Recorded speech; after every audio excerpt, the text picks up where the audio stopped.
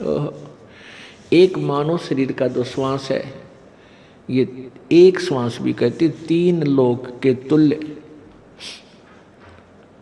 क्योंकि हम 3 लोक वो हमारे लिए तो बहुत बहुत ज्यादा है।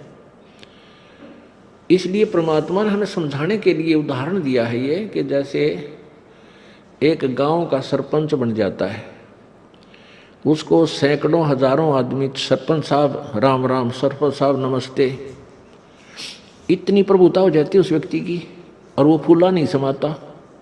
और जब वो बन जाए एमएलए, कोई व्यक्ति एमएलए बन जाता है, कुछ क्षेत्र का मुखिया बन जाता है वो, उसको तो फिर न जाने कितने व्यक्ति, कर्मचारी, अधिकारी सारे सलूट मारे, फिर वो फूल जाता है।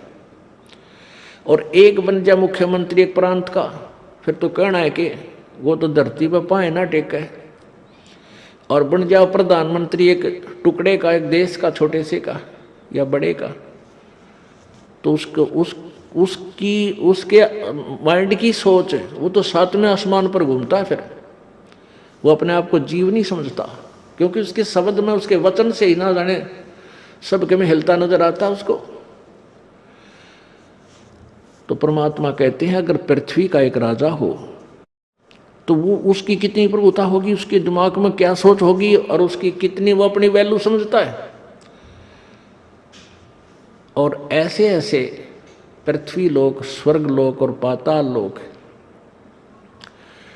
इन तीनों का, तीनों की कीमत आप लगाओ कितनी होगी। और परमात्मा कहते हैं तुम्हारा मनुष्य जीवन का एक श्वास जब भक्ति बिना जाता है, सच्चे साधना बिना जाता है, तो इतनी कीमत है इसे एक श्वास के सिमरण की। अब इस कीमत को, इस मूल्य को केवल आप ही लगा सकोगे, अन्य व्यक्ति नहीं। क्योंकि आप सत्संग में आने से जौहरी बनोगे, लाल की परख करने लगोगे, तब आपको इसकी कीमत का अलग से पहचान होगी, तुरंत महसूस होगी। खास सत्य बात है। तो ऐसे महंगे मोल का एक सांस भी जावे और 3 लोक नहीं पटतरे क्यों धूल मिलावे। पटतरे माने बराबर नहीं। आप नित्यनियम में भी पढ़ते हो, अपने नित्यनियम के अंदर आपको बहुत कुछ विज्ञान है।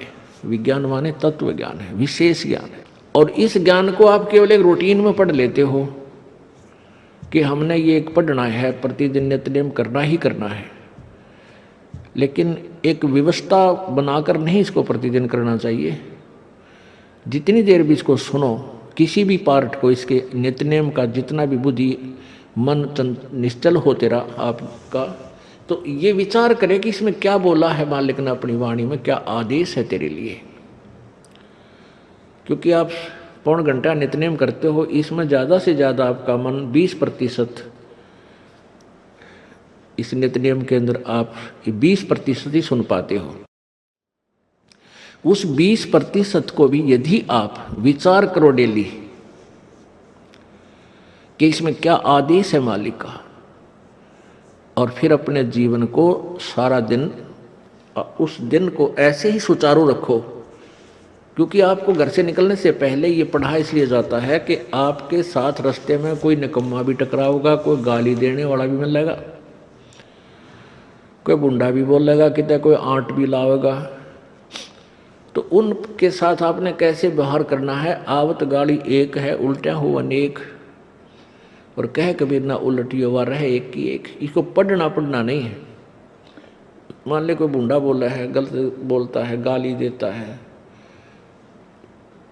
तो उसने तो कर दिया यूँ काम, और आप भी उल्टा दोगे तो फिर 4 और देगा, क्यों तो पूरे मूड में है, वो तो फुल मूड में है लड़ाई के में, और आप भी आगे से उल्टी बोल पड़ोगे तो वो तो 4 बैठा है। जब बसात क्या उनका मुकदमा रोज कर ले चाहे दिन में।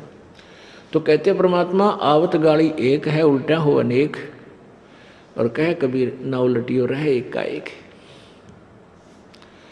और देख आगे कितनी प्यारी बात कही है। गाली ही से उपजे कलह, कष्ट और मौत, मृत्यु तक तो पहुंच जाती है एक छोटी सी गाली।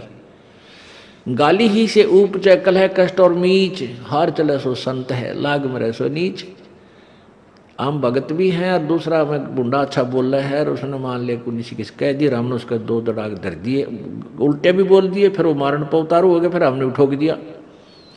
हो सकता है आप उसे तगड़े भी हो और अच्छा भी संवार दो, फिर आप में और उसमें कसर के रहेगी। आप तगड़े भी हो और आपसे हल्का आदमी भी आपने बूढ़ा अच्छा बोल रहा है, उसने बालक समझ के अनजान है, उससे बचो। तो इन नित्य नियम करने का डेली हमें जो पाठ करते हैं, इससे ज्ञान यज्ञ तो होता ही है। ज्ञान यज्ञ के साथ हमने समाधान भी इसका साथ पैरेलल करना पड़ेगा, तभी इसके पढ़ने का लाभ है। एक लाभ तो हो गया ज्ञान यज्ञ का, और उसके ऊपर अमल हमने किया नहीं, उसका काम फिर सारा बिगड़ गया। तो कहते हैं ये बातें कहन सुन के नहीं भाई, ये कर पाड़न की है।